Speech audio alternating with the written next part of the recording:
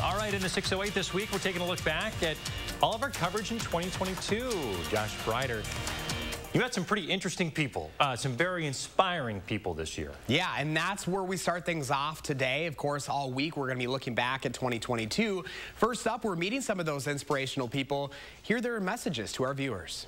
My favorite thing is just putting stuff away. And it's like, oh my gosh, he's so valuable. I just be happy that I have the job that I like to do. We wanted to make space for Black women and honor Black women. I think sometimes our contributions are not mentioned or not covered, and so we could think of no better way to celebrate Black History Month, celebrate our colleague, and celebrate and honor the Black woman. After their twins' nearly 4-month stay at St. Mary's Hospital, Molly wanted to find a way to give back with her own experience and perspective. Where I'd be most put to use is at the bedside with the parents who are watching their children and wondering what's next and sort of comforting in that angle. Hi, bud, come on. We really want to see natural behavior, so that's part of our rehabilitation process. The more we talk about it, the less uncomfortable it will be.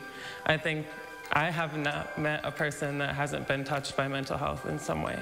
So there's so much room for growth and understanding. It's easy to get to, very convenient to find it. Amazingly sweet fragrance, particularly from dusk till dawn, are part of our really sensory engagement focus here at the Healing Garden. I would guess, obviously, this is very complex. You need to have the support to be able to be successful. Yeah, and it's taken a while, but it's finally kicking off. And it's also kind of fun to watch an 80-year-old man turn into a little boy. People don't realize that they can really go beyond what they think they can do. So when they break down those barriers and they get through the failures in life, make sure the little things that happen that bring on that failure don't happen again.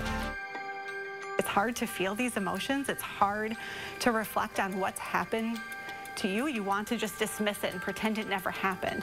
Being out there, being physical in nature can be so healing. Yes. We got this. I also have mental disabilities also, which to me count as my strengths. My caseworker and my boss at the time thought it would be a great idea for me to do it because I'm super nice to people and I understand people and I get people. The 1% more is a life habit, it's a mentality, and I think it's something that can be replicated into any career, into any profession. I think that 1% is what helps you become the next best version of yourself. Because I just saw how much it brought them all together to have their words on the wall.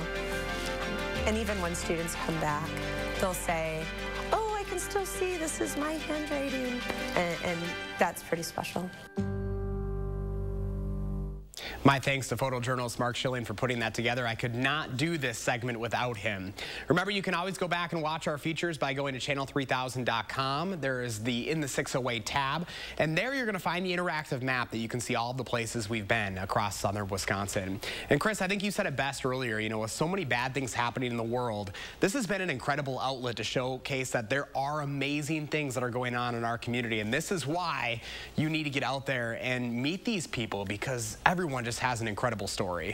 They do. I mean, really, Josh, how many times over your career have you heard that someone comes up to you and says, you know, I just don't watch the news anymore. It's just all bad news. I just can't take it. I got to turn it off after a couple minutes. And this is your example of this is why you should be watching, because, of course, you know, it's one of those things, even here on the program, we got to give you, you know, that news too. But there are so many positive stories and people doing good things every single day. And I'm very, very lucky that I get to go out there and meet these people because, you know, this is just beginning. There's still plenty of stories out there to be told. Yeah, here's to 2023. Let's do it. Thanks, Josh.